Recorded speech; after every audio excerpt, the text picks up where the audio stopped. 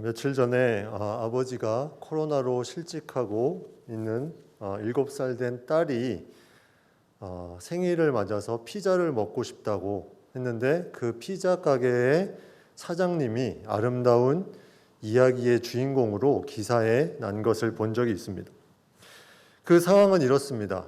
코로나로 실직을 한 아빠가 있었는데 가진 돈은 571원. 근데 기초 생활비가 나오기까지는 시간이 있어야 됐습니다. 근데 딸은 생일을 맞아서 피자를 먹고 싶다고 해서 그 피자를 딸에게 주고 싶어서 피자 가게, 그 전에 이용한 적이 있던 피자 가게에 전화를 합니다. 제가 기초 생활비 받는 날 꼭 돈을 드리겠습니다. 피자 한 판만 보내주십시오. 이렇게 부탁을 합니다. 이 피자 가게 사장님이 그 말을 듣고 흔쾌히 허락을 하고 피자를 보내게 되죠. 그 보낸 피자에는 두 가지가 눈에 띄는 것이 있었습니다. 첫 번째는 피자 배달 전표에 뭐라고 돼 있었냐면 결제 완료라고 돼 있었습니다. 또 하나는 그 피자 판의 겉면에 이런 글씨가 있었다는 거죠. 부담 갖지 마시고 또 따님이 피자를 먹고 싶다고 하면 연락 주세용. 주세요도 아니고 주세용으로 그렇게 써놨다고 합니다.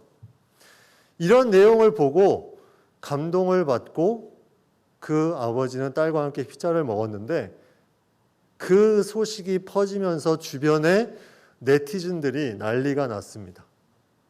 저 가게에 돈줄을 내자. 돈줄은 뭐냐면 돈으로 혼줄을 내자는 거죠. 많이 피자를 사 먹고 그 가게에 있는 걸 사 먹어서 매출을 올려주자. 이렇게 했다는 겁니다. 이거는 어떤 부분이 들어가 있냐면 요즘에 그 가치를 되게 중요시하는 MZ세대의 하나의 기류이기도 합니다. 이 20대, 30대 MZ세대는 그냥 소비하는 그런 소비가 아니라 그 소비 자체에도 가치를 두고 싶어 하는데 그 안에 공정과 정의라는 그들만이 주장하는 무언가가 그 안에 있을 때 그 반응이 폭발적으로 나타난다는 거죠. 그래서 그 피자 가게 이후에도 그런 선한 일을 하는 가게가 있으면 돈줄을 내주자 하면서 그런 MZ세대의 중심으로 많은 소비자들이 일어나게 된 것을 보게 됩니다. 학자들은 이 모든 것에 이러한 평가를 합니다. MZ세대들을 중심으로 바람직한 사회 만들기에 관심을 가지고 있는 소비자는 돈을 쓰는 행위를 단순히 물건을 사는 정도로 인식하지 않고 사회적인 의견의 표명의 수단으로 본다. 이제 내가 필요해서 그냥 물건을 사는 것이 아니라 그 정도가 아니라 이제 내가 사회적인 의견을 표하면서 이 사회를 아름답게 만들어 가겠다는 그 가치를 표현한다는 거죠. 이것을 선한 오지랖이라는 표현도 씁니다. 선한 것에 관심을 많이 갖고 살아간다는 거죠. 우리 삶에 살아가는 많은 방법 중에 사람들의 마음을 열고 소통하는 방법들이 많이 있습니다. 그 중에 가장 또 중요하고 필요한 부분이 바로 이 선행이 아닐까 생각을 해봅니다. 선행을 하게 되는 것은 그것 통해서 사람들이 무언가 마음이 열리고 관심을 갖게 되고 점점 다가오는 것이 느껴진다는 거죠. 요즘처럼 SNS가 활성화된 때에는 사회가 좁아진 것이 느껴지고 그래서 그러한 가치가 발견이 되면 폭발적으로 반응이 이루어난다는 거죠. 제가 영상을 하나 보여드리려고 합니다. 설교 시간에 영상, 짧은 영상인데 이 영상을 보면서 조금 더 설교를 해나가려고 합니다. 한 할아버지가 횡단보도를 건너는 영상인데 제가 예전에 본 기억이 있어 찾아봤는데 있더라고요. 그래서 한번 보시고 계속 좀 설교를 해나가도록 하겠습니다.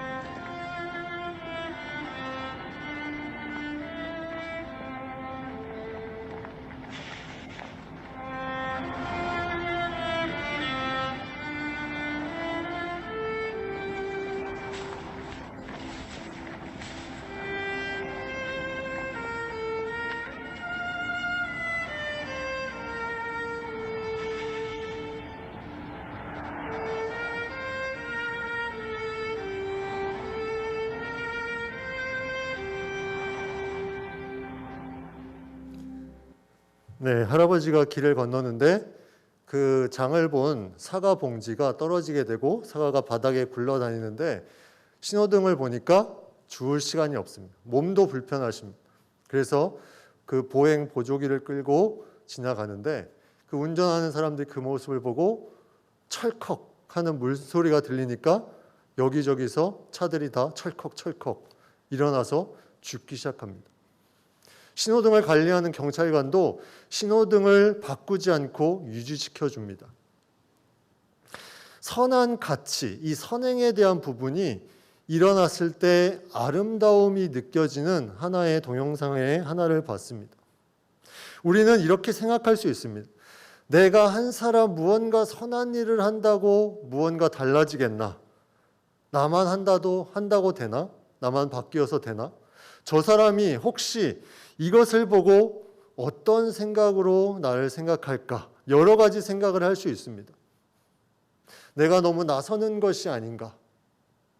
오늘 본문을 읽은 이 갈라디아서는 우리가 잘 아는 이신칭의에 대한 말씀을 강조하는 바울의 서신입니다.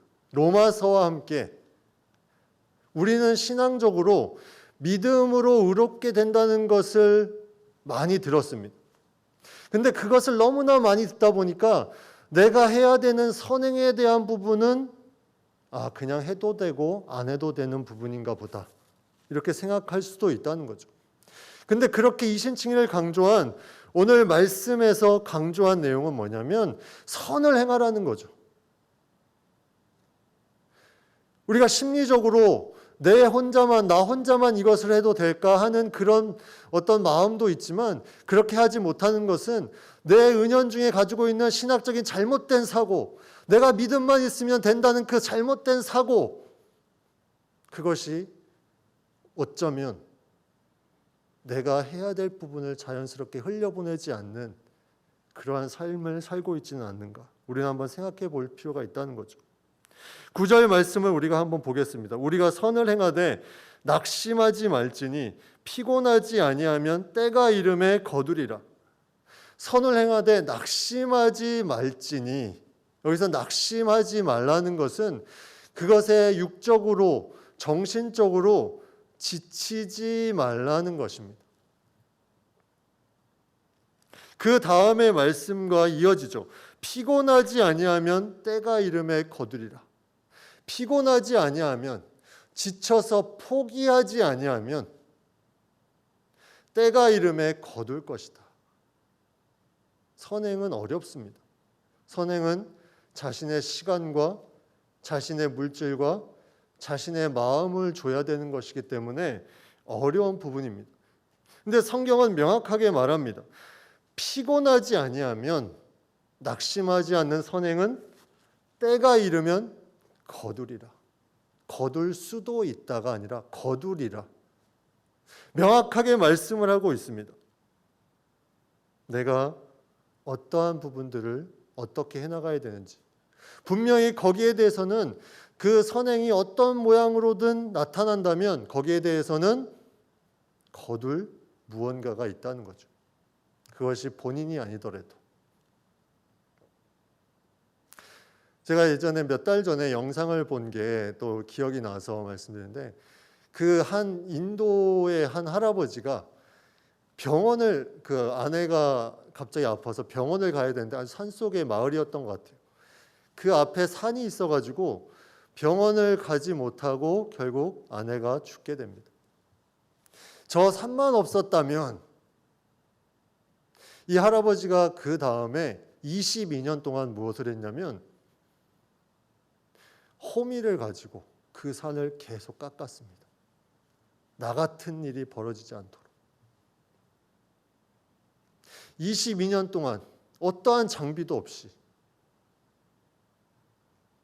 그는 열심히 다른 사람의 그런 아픔, 같은 아픔을 겪지 않도록 선행을 베풀고 그것은 누군가 거두게 된다는 거죠.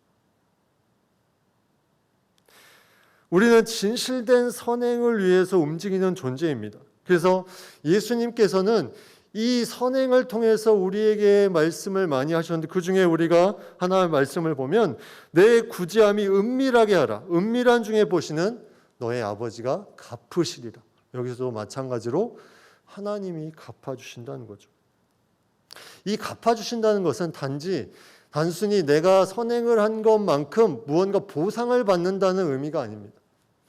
여기서 거두신다, 갚아주신다는 말은 하나님이 이 역사를 이루어 가심에 나의 선행이 이 사회를 하나님의 뜻 가운데 움직이게 하는 무언가 큰 작용을 하게 된다는 거죠. 그래서 우리는 진실됨으로 나갈 필요가 있다는 것입니다. 성경에는 선에 대한 부분들이 계속해서 많이 나오는데, 그 중에 대표적인 인물을 들라하면 사도행전 9장에 나오는 다비다, 도르가라는 인물입니다. 그 여인은 계속해서 주변의 사람들에게 선행과 구제하는 일이 심히 많았다고 성경은 기록하고 있습니다. 근데 그가 병들어 죽게 되죠. 그 주변에 도움을 받았던 사람들이 그 죽음을 안타까워하면서 그 옆에 있는 루다의 베드로를 총해서 오게 합니다. 그리고 함께 기도합니다. 그랬더니 그 도르가가 다시 살아나는 내용이 사도행전 9장에 나오죠.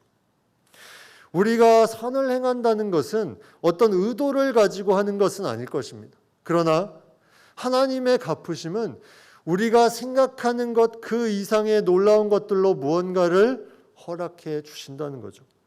그래서 우리는 선을 행하는 것에 힘써야 되는 존재입니다. 그냥 행하는 정도가 아니라 몸에 배어 있어야 됩니다. 왜냐하면 그것을 통해서 하나님의 뜻을 나타내고 하나님의 아름다운 사회를 이 땅에서 실현할 수 있는 통로가 되기 때문이죠. 제가 며칠 전에 책을 한 권을 보게 됐는데, 그래도라는 책입니다. 그래도, anyway.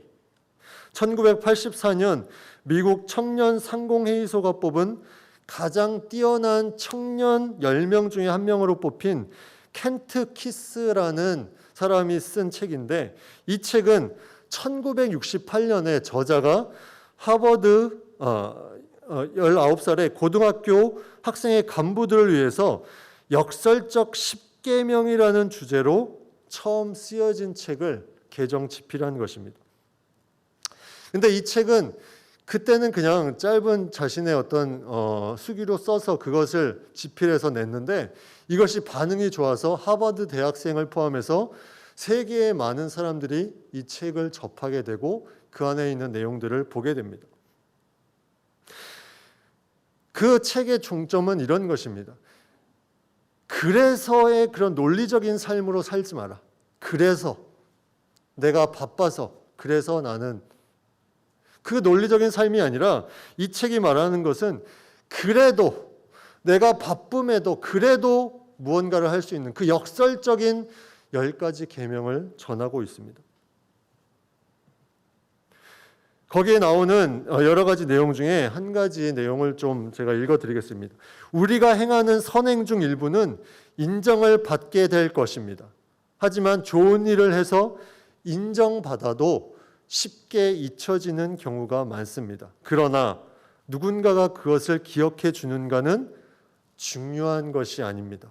보다 중요한 것은 내가 어떤 사람인가 하는 것입니다. 내가 어떻게 살아가는지가 중요합니다. 이름이 알려지지 않을지라도 행하는 선 자체에 의미가 있기 때문입니다. 신앙 안에서 이 글을 다시 한번 해석해 본다면, 하나님 안의 자녀로 살아가는 사람이 행하는 선 그 자체에 의미가 있습니다. 나에게 무언가 갚아줌으로 다가오든 아니든 그 선을 행하는 자체에 의미가 엄청나게 있다는 거죠. 그러면 우리는 어떻게 선행을 베풀 수 있을까? 얼마 정도로 선행을 베풀 수 있을까? 에베소서 4장 32절에 이렇게 말씀하고 있습니다. 서로 인자하게 하며 불쌍히 여기며 서로 용서하기를 하나님이 그리스도 안에서 너희를 용서하심과 같이 하라. 서로 인자하게 한다는 것은 서로 친절하게 대하라는 거죠. 선행의 가장 기본적인 것을 얘기하자면 바로 이 친절입니다. 그리고 불쌍히 여기라. 이것은 선행의 핵심적인 하나님의 마음을 담는 그런 부분입니다. 하나님의 마음을 가지고 그 대상을 불쌍히 여기고, 그리고 용서하라는 거죠. 용서하라. 선을 행하는 것은 용서한다는 의미도 들어가 있다는 거죠. 어떤 대상에 대해서 그 대상이 무언가 자신에 대한 반응이 아니다 싶을 때에도 우리는 그것 자체도 수용할 수 있는 그런 선을 행하는 자가 되어야 된다는 거죠. 그런데 그 다음에 나오는 말씀이 우리에게 중요합니다. 하나님이 너희를 용서하심 같이 하라는 거죠. 그냥 하면 낙심된다. 그냥 내 힘으로 하면 낙심되기 때문에 하나님이 너희를 용서하심과 같이 그 모든 것을 하라는 겁니다. 친절을 대하든지 불쌍히 여기든지 용서를 하든지. 그러면 언제 얼마나 베풀어야 됩니까? 잠언 3장 27절 28절에 보면 내 손이 선을 베풀 힘이 있거든 마땅히 받을 자에게 베풀기를 아끼지 말며 내게 있거든 이웃에게 이르기를 갔다가 다시 오라 내일 주겠노라 하지 말며. 선을 베풀 힘이 있거든 마땅히 받을 자에게 베풀기를 아끼지 말라. 여기서 너무나 이상한 말이 나옵니다. 마땅히 받을 자. 우리가 선을 행하는 그 대상이 마땅히 받을 자라는 말은 좀 이상하게 들리죠. 너무나 그런 환경이 아닌데 감사해야 할 사람인데 성경은 마땅히 베풀 자에게 베풀기를 아끼지 말라. 이게 무슨 말일까요? 마땅히 받을 자라는 의미는 내가 선을 베풀고 그거에 대해서 그 사람에게 무언가를 기대하지 말라는 겁니다. 내가 베푼 무언가가 있으면 그 사람에게 뭔가를 다시 피드백 받기를 원하지 말라는 거죠. 그 사람은 마땅히 받을 자이다. 그래서 베풀기를 아끼지 말라고 합니다. 아끼지 말라는 말은 넉넉하게 주라는 말도 있지만 내가 가진 것 중에 그냥 이 정도는 줘도 나에게는 큰 문제가 없어. 이 정도가 아니라 아까울 정도로 그 정도로 선을 베푸는 것. 계속해서 지속적으로 그렇게 자신의 것을 내어주는 것이 우리가 선행을 하는 데 있어서 하나의 지침이 됨을 말씀해주고 있습니다. 그 피자 가게 처음에 얘기했던 피자 가게 사장이 왜 네티즌들이 그렇게 폭발적인 반응을 했을까요? 그냥 피자를 보냈으면 사실 그렇게 기사거리가 될 만한 내용은 아닐 것입니다. 왜냐하면 그렇게 하시는 분들은 많이 있겠죠. 그런데 그는 하나의 글귀를 쓰면서 그의 아끼지 않는 마음을 전달했다는 거죠. 부담 갖지 마시고 따님이 피자 먹고 싶다고 하면 연락 주세요. 우리의 선행은 일시적인 것이 아닙니다. 내가 무언가를 한번 했다고 나는 선행을 했다. 그것이 아니라는 거죠. 거기에는 큰 영향력이 없습니다. 그러나 이것이 지속적으로 내 마음과 함께 나타낼 때 그래서 선행은 순환이 됩니다. 우리가 사람의 마음을 느낄 수 있는 것처럼 선행하는 그 진실은 느끼게 됩니다. 그래서 누군가로부터 선행을 받으면 그것을 또 누군가에게 베푸는 것이 일반적인 모습입니다. 그것이 10년, 20년, 30년이 지나도 그것을 받은 사람은 그것을 베풀게 되어 있다는 거죠. 그 선행 자체에 힘이 있기 때문입니다. 그것이 하나님이 이 땅을 아름답게 하는 하나의 놀라운 힘이 되기 때문입니다. 그래서 우리는 단순한 선을 행하는 차원으로 머물면 안 됩니다. 우리는 깊은 선행을 할 수 있는 그런 지혜를 간구해야 됩니다. 내가 저 영혼에게, 저 사람에게 어떻게 하면 그 사람의 마음을 환하게 해줄 수 있을까? 통로가 될 수 있도록 지혜를 간구해야 된다는 거죠. 우리는 이 선행을 받은 자입니다. 하나님은 우리를 위해서 예수님을 이 땅에 보내셨습니다. 예수님이 이 땅에 오셔서 우리를 위해서 십자가에 달려 돌아가심은 우리가 말로 다 표현할 수 없는 하나님의 놀라운 선행을 베푸신 것입니다. 우리는 그 은혜를 받은 자입니다. 그 선을 받고 누리는 존재가 되었습니다. 그리고 이제 우리는 이것을 나눠주는 삶으로 나아갈 수 있어야 된다는 거죠. 어느 정도까지 해야 되냐? 어느 정도까지? 누가복음 6장 35절에 예수님께서 이렇게 말씀합니다. 오직 너희는 원수를 사랑하고 선대하며 아무것도 바라지 말고 빌리라. 그리하면 너희 상이 클 것이요 또 지극히 높으신 이의 아들이 되리니 그는 은혜를 모르는 자와 악한 자에게도 인자로우시니라. 하나님은 은혜를 모르는 자, 악한 자에게도 선하셨다는 거예요. 너희가 원수까지도 선대하고 아무것도 바라지 말고 빌려줘라.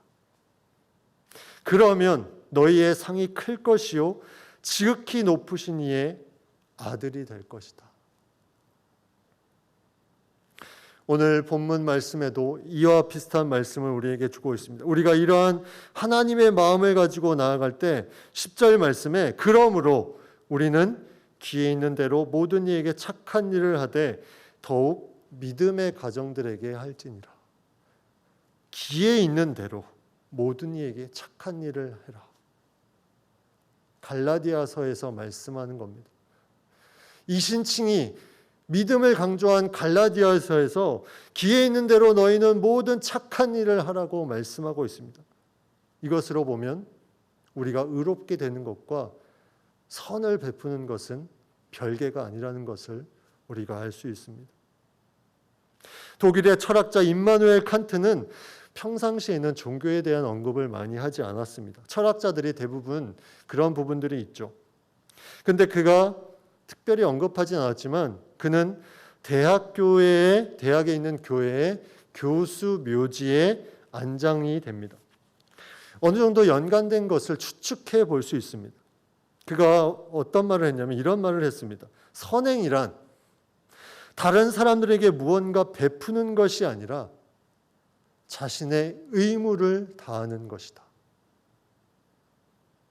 너무나 멋진 말이었습니다. 제가 이 말을 보고 이것이 우리가 크리스찬으로서 우리가 누군가를 베푸는 것이 아니고 내가 그 사랑을 받은 자로 그 의무를, 통로됨을 잘 흘려보내는 것이다.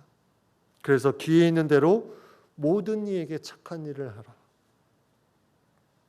성경은 우리에게 이러한 선행을 통해서 밝은 빛이 비춰지는 걸 통해서 하나님의 영광이 나타남을 말씀하고 있습니다.